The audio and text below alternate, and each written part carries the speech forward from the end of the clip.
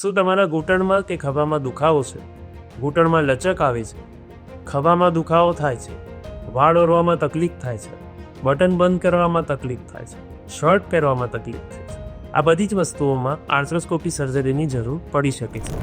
Hello, હું doctor Parth Bhavsar, arthroscopy joint replacement surgeon and sports injury specialist. આજે આપણે આર્થ્રોસ્કોપી surgery વિશે ટૂંકમાં સમજીશું.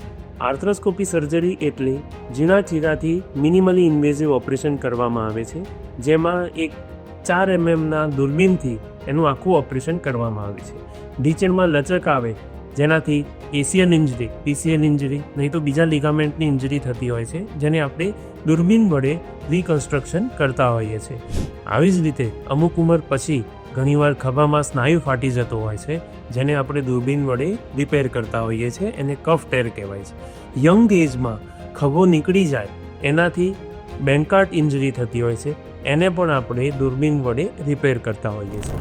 આર્થ્રોસ્કોપી સર્જરીના ફાયદા શું? તો એક તો નાનામાં નાના ઇન્સિઝનથી આપણે ઓપરેશન કરીએ છીએ, મિનિમલ સ્કારિંગ હોય છે, હોસ્પિટલનો સ્ટે બહુ જ ઓછો હોય છે અને ઇન્ફેક્શનના ચાન્સીસ બહુ ઓછા હોય છે.